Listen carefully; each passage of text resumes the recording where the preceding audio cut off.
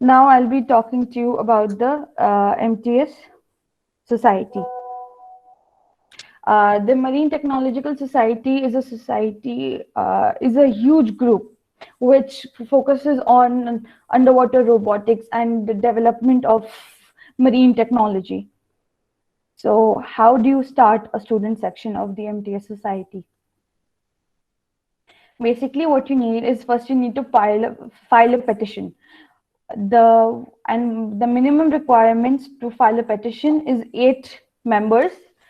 Minimum 8 members should student members should be present, and then you need a faculty advisor who has a current MTS membership, and you need to file the petition. The petition can be downloaded from the MTS website. I have provided the link. So this is what the petition will look like. You will be having you'll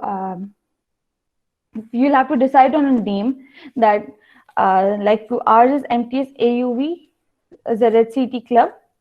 So we will put that in, and which section you'll want it. Then you'll have the counselor's signature, your faculty advisor's signature, and then the list of the 8 people with all their details will be given. And then there are few things which are expected once you are a MTS student member. You should have executive officers or a student section chair maintaining the current MTS membership. Means you need minimum 8 people at all times to have a working MTS society, students section. Okay, the students are expected to meet once every 4 months to update the student members about the MTS activities.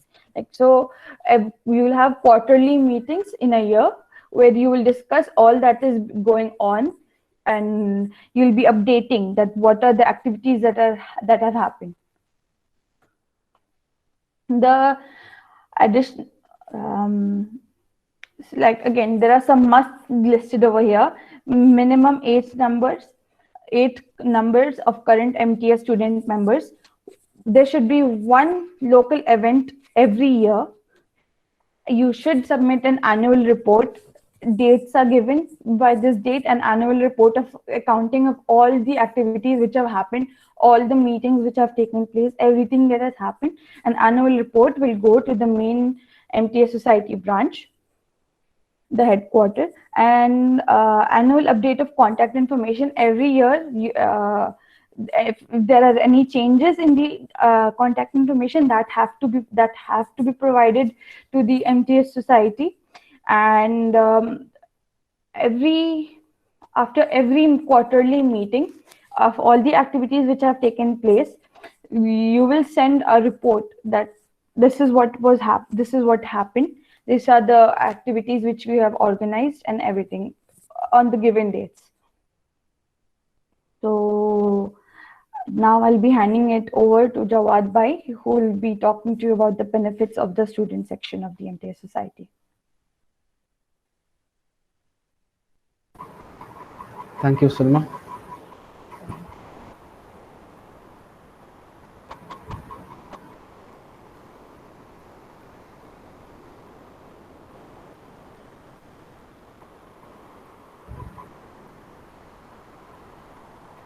Is my screen visible?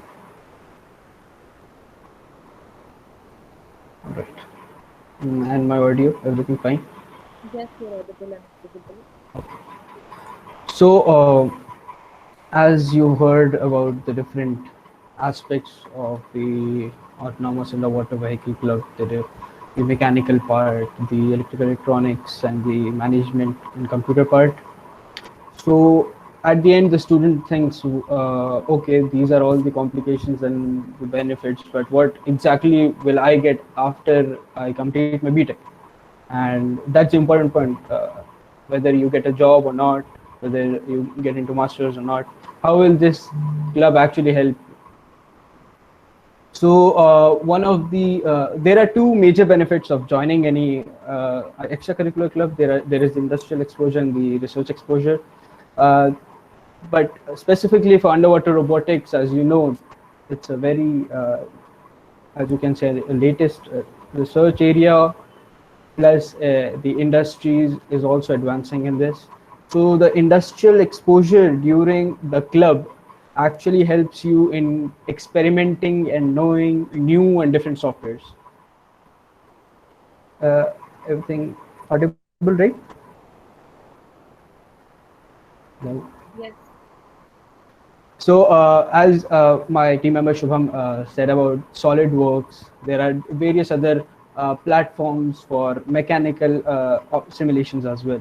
So, this actually provides this our club or a club in any university provides a platform for the students to experiment and get to know different softwares present in the industry. As the management team always has the opportunity to get sponsors, so the students also can avail these things for free of course. There are different various other hardwares and softwares that the students get to know. For example, the gazebo simulation softwares, the students actually get to know about the robotic simulation, the computer part. All the softwares and experimenting can make you ahead of everyone or the other students who didn't actually join, and this will help you get into various automation and robotics companies. For example, Waymo, the self-driving car, or the Google Brain, or the Tesla. You can even actually land into Tesla, the autonomous car company. There are various other companies for electronics, building electronic lidars as well, like Velodyne lidar, Teledyne. So an industrial exposure can actually give you a step or plus point in getting into industries as well. So it will not be a bad or any setback for you. The other exposure and the important one is the research experience that you get when you join an underwater robotics club.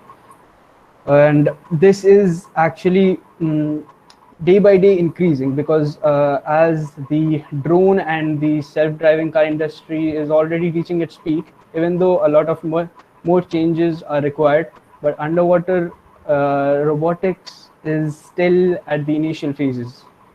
Moreover, it's actually used in defense purposes, so that's a whole different field. For in students and in commercial use, this is in the very initial stages. So this helps the students to actually get new ideas and publish different papers on it. So as you can see, we just started in 2017, and we have around 2 to 3 research papers published in this field. Some abstract selections. Also, we have 2 different design patents. One of is an US patent, a low-cost AUV having 5 degrees of freedom with two thrusters, and the other one is an Indian patent that is the 6-pin underwater electrical connector.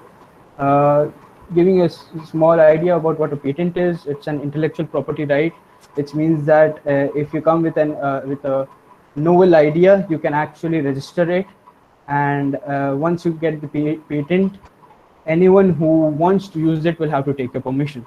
So this is a very big thing in the research area. Also, many of our seniors have gone towards research and masters abroad after joining our underwater robotics club. One of our senior is doing his PhD in MIT Fluid Labs.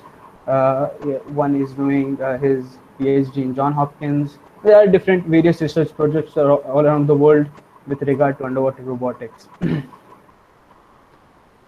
Moving on, what are the actual benefits of MTS membership? As students will be joining or making a student section, so the students have to join and become the executive members of the MTS society of that chapter. Like I am the chairperson, one of my juniors is the vice chairperson. We are all called the executive members of the MTS society. So what is the actual benefit of that? MTS is actually an international organization. So once you join or become a member of an international organization, it gives you an international exposure of vast variety of things. It gives you scholarships here in India as well as abroad in US for pursuing your master's or research projects. It gives you a community of research items that are being published in various different student sections all around the world as well as in India. And the best part is the students who are actually the member of MTS get discounts to actually attend the international conferences in India as well as abroad. Like the Oceans Conference requires only $25 to for the students to actually attend with the food, the accommodation, and everything.